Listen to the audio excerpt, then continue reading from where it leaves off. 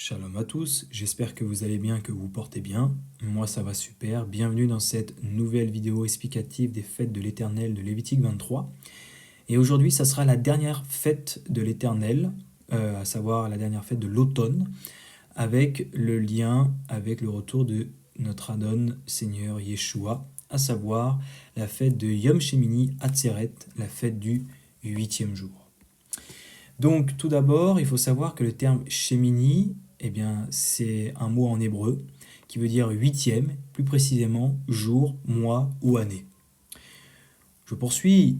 Cette fête, nous la retrouvons dans Lévitique chapitre 23, versets 33, 36 et versets 39 à 43, où il est écrit « Jéhovah parla à Moshe et dit « Parle aux enfants d'Israël et dit « Le 15e jour de ce 7e mois, ce sera la fête des tabernacles, en l'honneur de Jéhovah pendant 7 jours. Le premier jour, il y aura une sainte convocation, vous ne ferez aucune œuvre servile. Pendant 7 jours, vous offrirez à Jéhovah des sacrifices consumés par le feu. Le 8e jour, vous aurez une sainte convocation et vous offrirez à Jéhovah des sacrifices consumés par le feu. Ce sera une assemblée solennelle, vous ne ferez aucune œuvre servile.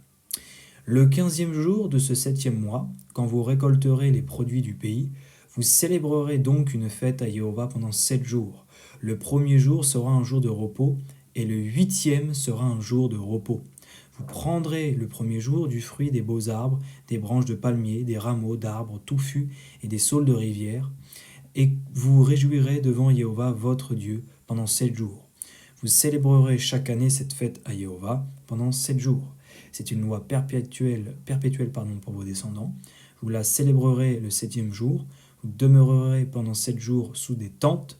Tous les indigènes en Israël demeureront sous des tentes, afin que vos descendants sachent que j'ai fait habiter sous des tentes les enfants d'Israël, après les avoir fait sortir du pays d'Égypte. Je suis Jéhovah votre Dieu. Donc une question qu'on peut se poser, c'est, y a-t-il un problème de calcul ? Alors non. Non, il n'y a pas de problème de calcul, car effectivement, la fête de Sukkot dure 7 jours. Mais le 8e jour, chez Shemini Atzeret, est une fête juste après Sukkot. Mais le judaïsme a décidé de les assembler, exactement comme Pessah et la fête des pains sans levain. On continue. Maintenant, une petite explication de ce que c'est la fête du 8e jour, chez Shemini Atzeret. Comme nous l'avons dit précédemment, c'est une fête juste après Sukkot, mais vraiment juste après, où c'est un jour où on ne doit pas travailler. De plus, c'est une convocation solennelle où on offre des sacrifices à Jéhovah. Je continue.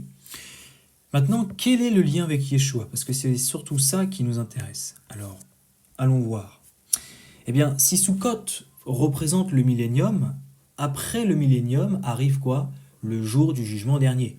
La fête du 8e jour, ou Yom Shemini Atzeret, représente prophétiquement le jour du jugement dernier. Et ce jugement se fera par Yeshua, puisque Yeshua est Dieu, il est Elohim. Apocalypse, chapitre 20, versets 7 à 15. Quand les 1000 ans seront accomplis, Satan sera relâché de sa prison, et il sortira pour séduire les nations qui sont aux 4 coins de la terre, Gog et Magog, afin de les rassembler pour la guerre. Leur nombre est comme le sable de la mer. Ils montèrent sur la surface de la terre, et ils investirent le camp des saints et la ville bien-aimée. Mais un feu descendit du ciel et les dévora. Et le diable, qui les séduisait, fut jeté dans les temps de feu et du soufre, où sont la bête et le faux prophète. Ils seront tourmentés jour et nuit au siècle des siècles. Puis je vis un grand trône blanc, et celui qui était assis dessus, la terre et le ciel s'enfuirent devant sa face. Il ne fut plus trouvé de place pour eux. Et je vis les morts, les grands et les petits, qui se tenaient devant le trône. Des livres furent ouverts.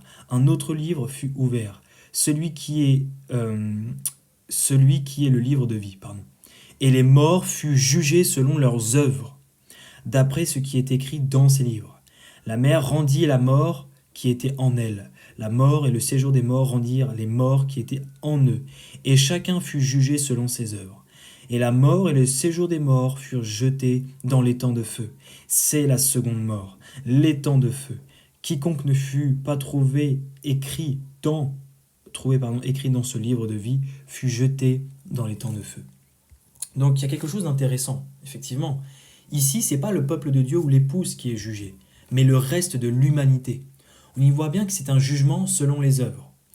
Après, il y a aussi une autre question à se poser. C'est qui sont les nations selon Apocalypse chapitre 22 verset 2, si ce n'est pas l'épouse? Je lis le passage. Au milieu de la place de la ville et sur les deux bords du fleuve, il y avait un arbre de vie, produisant 12 fois des fruits, rendant son fruit chaque mois, dont les feuilles servaient à la guérison des nations. Comme je le dis, je ne suis pas Elohim pour savoir comment l'humanité sera jugée. Mais ce qui est sûr, c'est que Yom Shemini Atzeret, la fête du 8e jour, eh bien, représente le jour du jugement dernier. Et donc l'éternité. D'ailleurs, le 8, si on le met à l'horizontale, ça forme l'infini. Est-ce un hasard? Je ne crois pas. Donc, une autre question à se poser, c'est maintenant, comment célébrer Yom Shemini Atzeret? Eh bien, tout d'abord, sonner du chauffard, car c'est une convocation solennelle. Ne pas travailler, parce que c'est un ordre. Se réunir entre frères et sœurs et lire les passages qui correspondent à cette fête. Petit rappel de ce que nous avons vu, eh bien, Yom Shemini Atzeret est la fête du 8e jour. On sonne du chauffard car c'est une convocation solennelle. C'est un jour chômé où on ne travaille pas.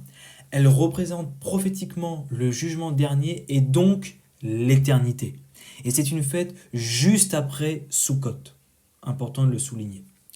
Pour cela, je me suis appuyé sur différentes références bibliques que vous pourrez lire de votre côté. Merci à tous de m'avoir écouté. Shalom et à bientôt, s'il y a le permet.